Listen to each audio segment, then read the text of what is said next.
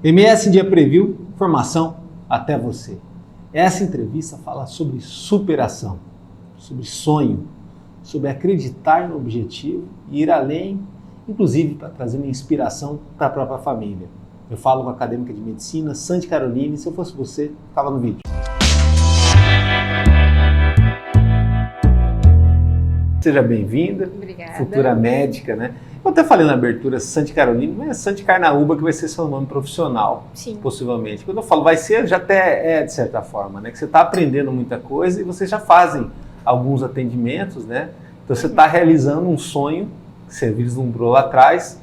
Para muitos, assim, às vezes tem aquela barreira de será que eu posso sonhar? Será que eu posso acreditar nesse caminho? E você foi em frente e foi uma pessoa que passou em medicina para a Federal, filha de trabalhadores. Seja bem-vindo.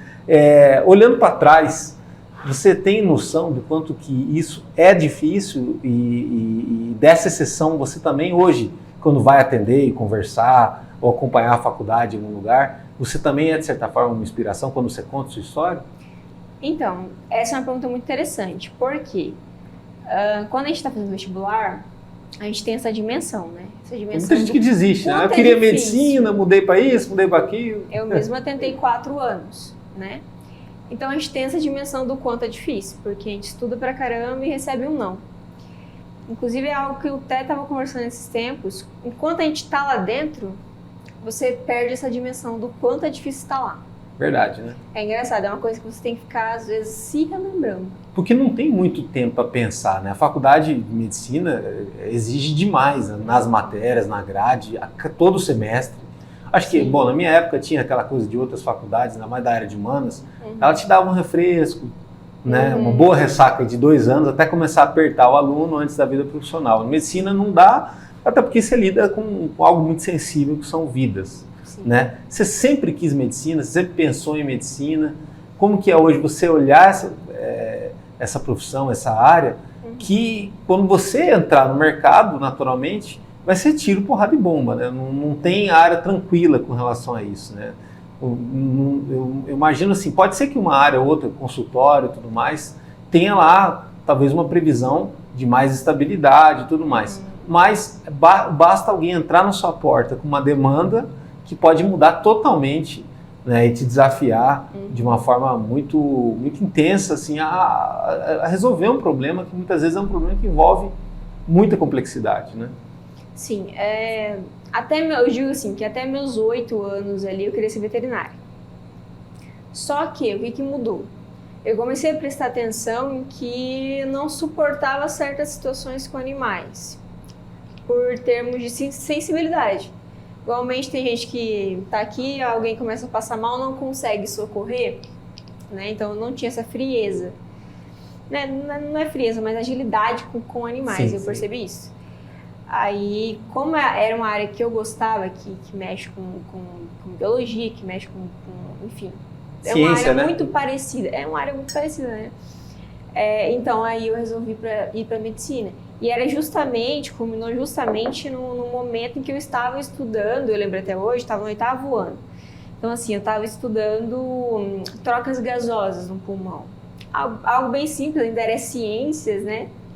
Mas aí falei, eu quero medicina.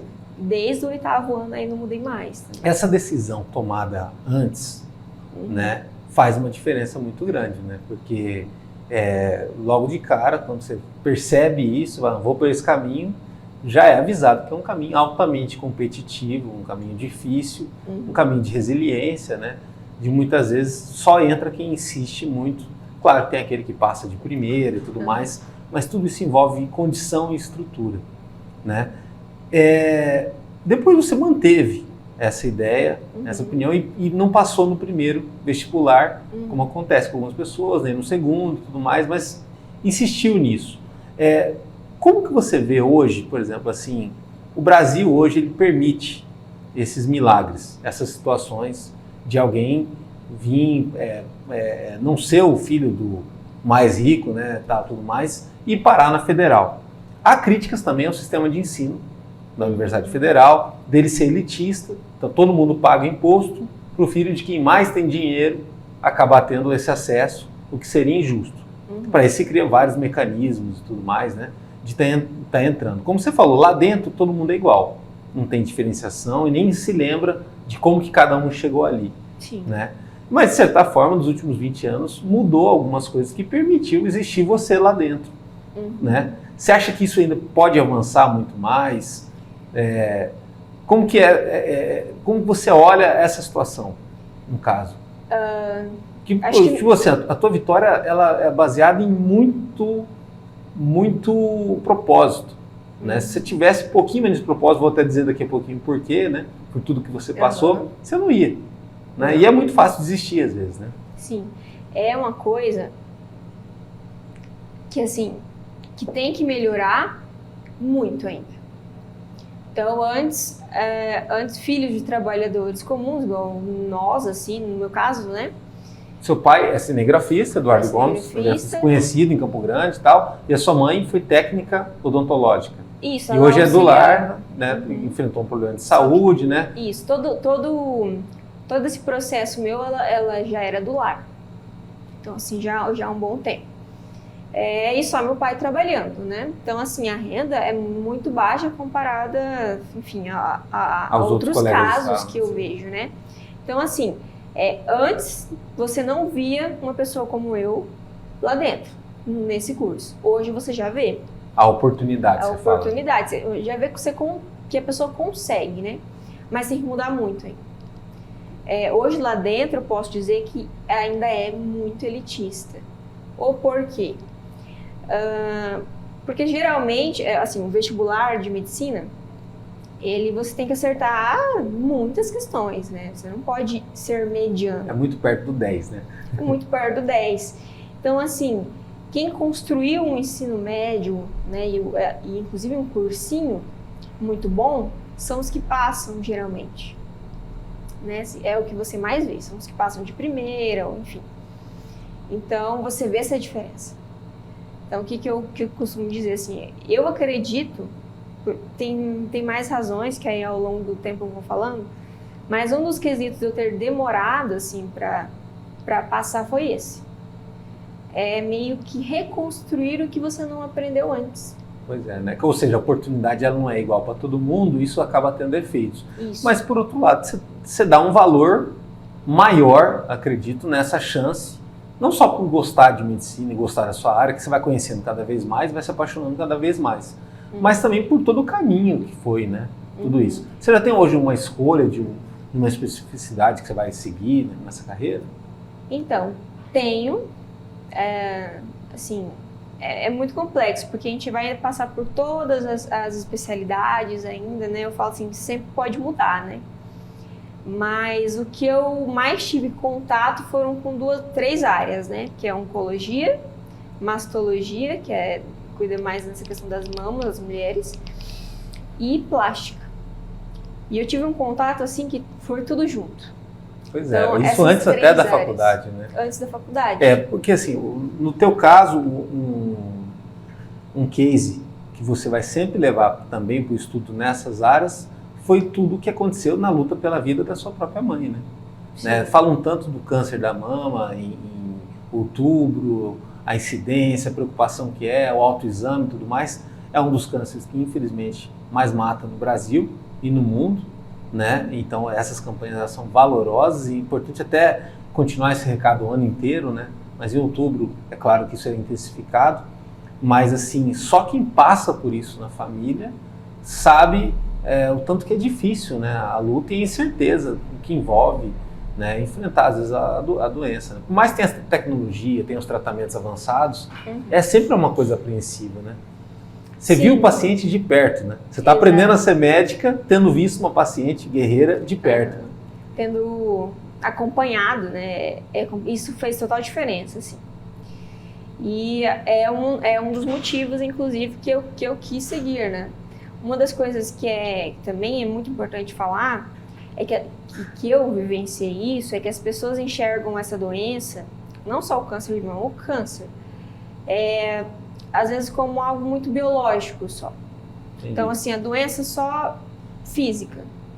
Mas o psicológico, muitas vezes, ele é muito mais prejudicial do que a própria doença. Você fala o estresse, por exemplo?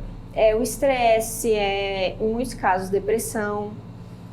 Na maioria dos casos, o casamento acaba, então a mulher acaba ficando sozinha durante o tratamento.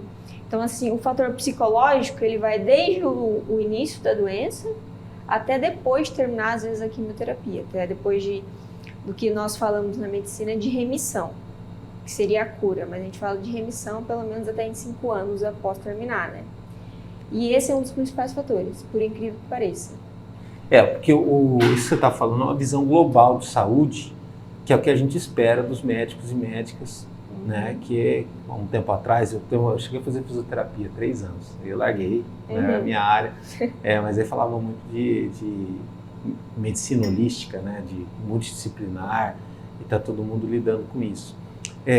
Pensar o paciente de uma maneira ampla, né? E você teve esse exemplo, né? De ver tanto que foi difícil também para sua mãe, para sua família, para seu pai também, vencer aquela situação, de certa forma te dá uma inspiração, uma autoridade também para falar com vários pacientes, né? Porque você, na sua jornada, você vai conversar com alguns pacientes que vão estar no limite. Sim. Né? E às vezes você não vai entender o que é esse limite, às vezes o limite é por conta da própria vida da pessoa, né?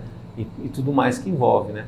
E você também vai poder falar dos seus limites, né? Do que você passou para estar ali, né, podendo ajudar, podendo participar. Você teme, assim, de no futuro perder um pouco a sensibilidade? Os médicos e médicas são sempre acusados de não terem as sensibilidades. Claro que isso é uma ferramenta de trabalho também e que isso seria uma das grandes culpas da gente não ter, às vezes, a medicina que a gente quer. A gente sabe que, racionalmente pensando, a grande culpa é da falta de investimento. Sim. Ou do investimento mais inteligente, né? Sim. Que faria a saúde ser melhor no nosso país. Né? Então quem exerce bem ainda são heróis e heroínas, né? Mas é um desafio também para ti, né? É um desafio. Inclusive foi uma preocupação minha, assim, de talvez me envolver demais, porque o médico, eu acredito que ele tem que ficar ali no meio. Ele tem que pensar a situação.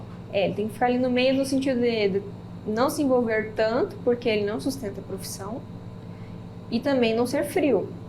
Não ter empatia, que é o que as pessoas falam, né? Você fala assim, se ele se envolver muito, acho que até os professores devem alertar vocês, você acaba ficando doente, né? Sim, porque são muitos. Então, assim, agora mudou o sistema um pouco o sistema de ensino da UFMS. Então, a minha turma, que eu entrei em 2022, já é diferente da que entrou depois. Assim, como é ensinado, né? Mas, a gente começa a ter contato, entrevista, a gente fala anamnese, né? Que é como se fosse uma entrevista, traduzindo assim. A gente pega o histórico do paciente, conversando com o paciente já. Faz os exames básicos ali, né? Então, a história a gente já tem contato muito cedo. Então, assim, eu já conversei com muitos pacientes. E algumas delas com exatamente dessa forma com que você me falou. Até porque o paciente também, dependendo da situação que ele tiver psicológica, ele também pode manipular o médico, né? Sim. Eu tive recentemente o caso da minha avó, né, que faleceu esse ano, e ela era danada. Então, assim, era às vezes 2, 3 médicos para lidar com a situação dela, ou na frente dela tinha que saber ler nas entrelinhas o que era aquele caso, as situações. Nisso os exames ajudam muito. Que se dependesse da oratória dela, ela mesma estava ferrada. Isso daí é uma das principais dificuldades quando a gente começa a fazer essa entrevista, que é a anamnese. É a gente entender, assim, o paciente vai contar uma história, assim, fora da linha temporal, certinha, e você vai aprender a desenvolver isso, que é você captar as informações, para você entender o caso. Porque se você não fizer isso, você não entende o caso. Entendi. Então, quase todo paciente Principalmente vai fazer a evolução do caso, né? Sim. Então, assim, às vezes começa de trás para frente. Isso é uma questão de prática também. É uma coisa que, assim, a gente tem toda semana, que é uma matéria que a gente chama de semiologia médica, justamente para isso. E a gente apresenta essa anamnese, a gente lê a anamnese, depois a gente visita o paciente com o nosso professor, né? Então, assim, cada vez mais a gente vai aprendendo a captar. Assim, a gente fala extrair a informação do paciente. Mas é difícil. Com o tempo vai ficando mais fácil, mas no início mais detalhista, é complicado. Né?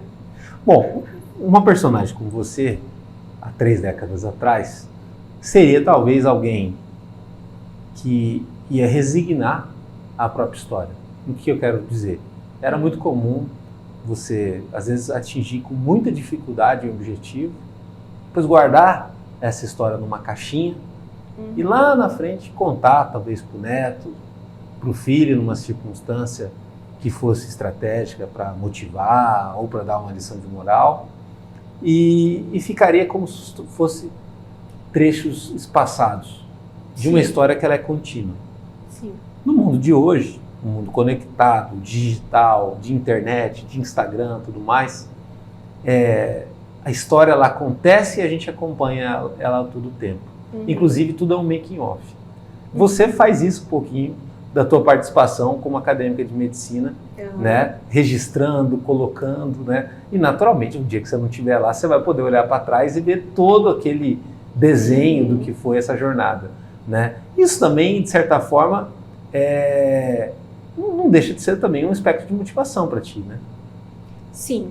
Porque aí as pessoas vão acompanhando e te dando ok, e te parabenizando e torcendo por você, né?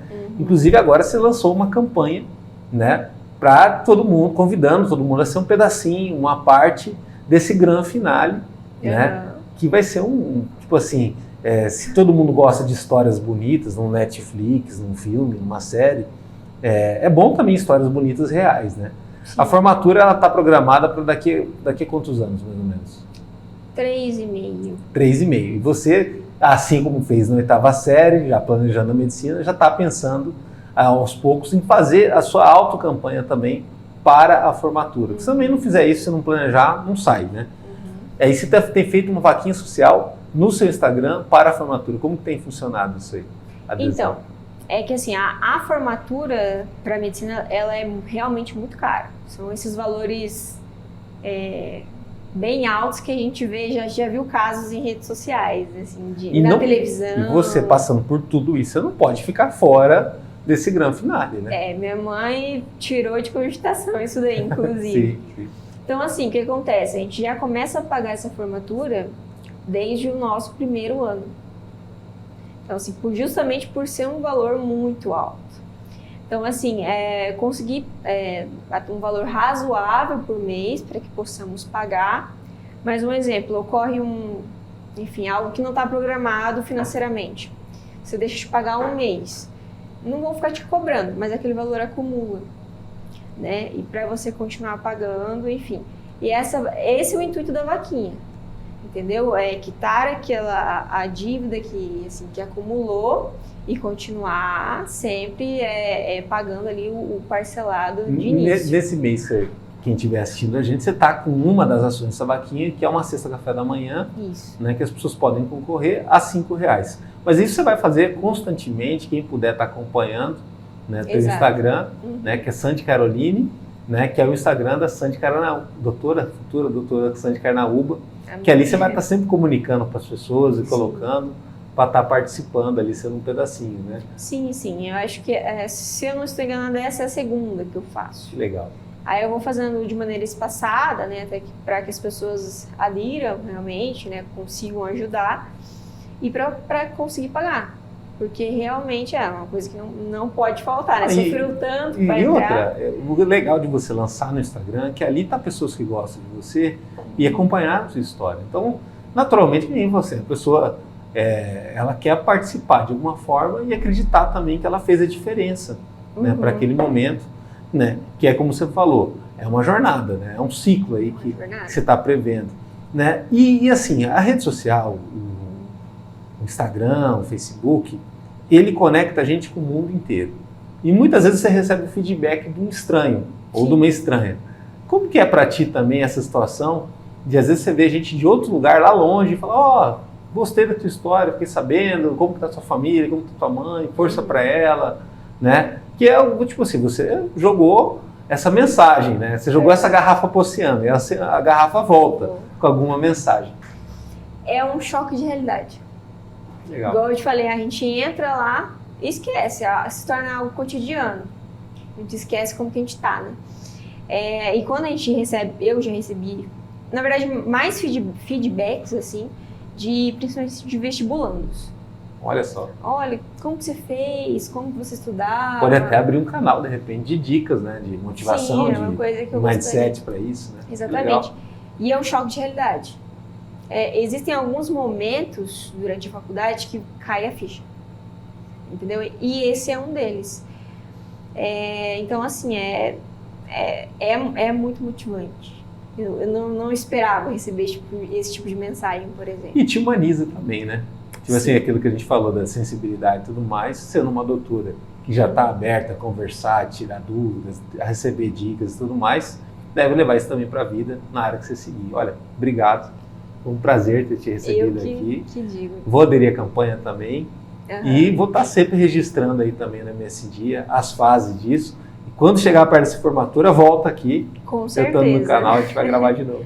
Só fazer um adendo aqui. Você falou de motivação, né? Sim. Quando eu estava quase desistindo ali no período, né?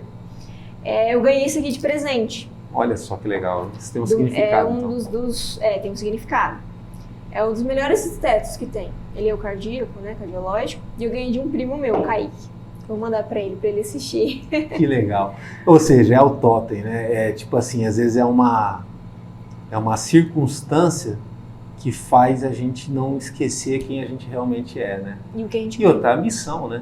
Você está aqui por um propósito, por uma missão. Né? Uhum. Lá na frente a gente vai entender tudo isso. Então, assim, nada é à toa, nada é por acaso. Inclusive também quando alguém vence a batalha pela vida, né? Sobre sua mãe, né? Se está aqui hoje, se vai poder acompanhar a tua formatura, lá na frente ela sabe. Sim. E por causa dela tem outra perspectiva como médica. Sim, vai influenciar a tua carreira significativamente. Assim como também teu pai, né? Que é um profissional exemplar, tive a chance de trabalhar com ele. Com toda certeza. Impecável.